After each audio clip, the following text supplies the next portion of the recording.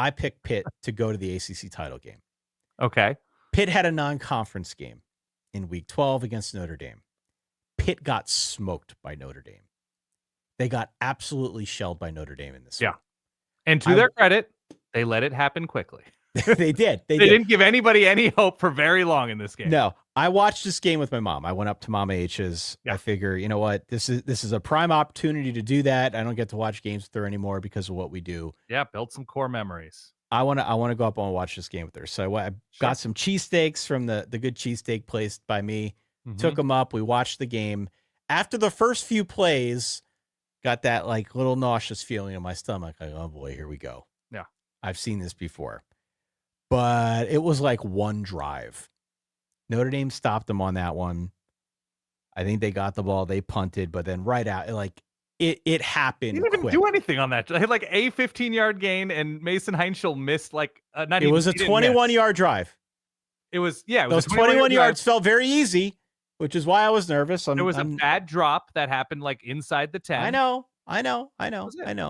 But a few plays in, I was getting that feeling in the stomach. But then after that, the game was basically over after the first 4 drives. Pitt had 86 yards at half. Notre Dame was in the backfield every play.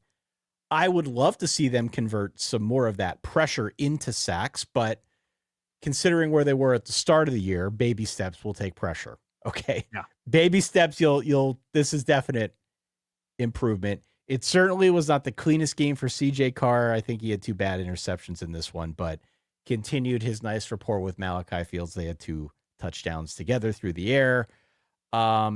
Solid on the ground from Jeremiah Love. There really isn't a whole lot. Really nice spin cycle run early on.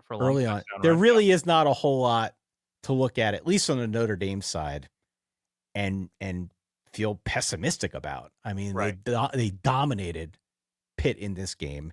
They've got games against Syracuse and Stanford to close out the year, and I understand there's going to be a whole conversation now where they rank, where they should rank relative to the field, and the playoff conversation. We should probably just wait until Tuesday night or at least Monday on our show to talk through that in a little bit more detail. We don't have to drone on about it now. But Notre Dame will be there probably in the top 10 in some way, shape, or form. This is not the type of performance that they should be knocked for because it was a ranked Pitt team. It's still a Pitt team that has a lot to play for, and I think has some interesting matchups here with the teams remaining on their schedule. So Notre Dame acquitted itself well. They were dominant. This is what you want to see if you're a Notre Dame fan, if you're somebody who is curious about Notre Dame, perhaps where they rank amid this chaotic playoff field is what I would say at this point. Sure. Notre Dame did what it needed to do. The Pitt thing is kind of a separate conversation. Sure. But at least on the Notre Dame side, you could not have asked for a better performance on the road. 2 points. Adon Schuler, that's the safety. Adon Schuler, excuse me. Real good player. Seems very good. Had that 6 early. Had an incredible return of a 2-point conversion. Yes. Like 5 yards deep in the end zone. Used his blockers, used his convoy, danced around, did an incredible job running it back all the way, the length of the field, and then some for 2 points. Yes. So yeah, the Notre Dame secondary was looked at as a weakness as a unit. Obviously, there are talented players there early on in the season when they were struggling against, Miami and Texas A&M. It seems like there's been some scheme shifts and guys have gotten healthier. They've come to play, and there has been the absence was felt earlier of Xavier Watts, who was really a really good box safety. And it seems like they have picked things up very nicely.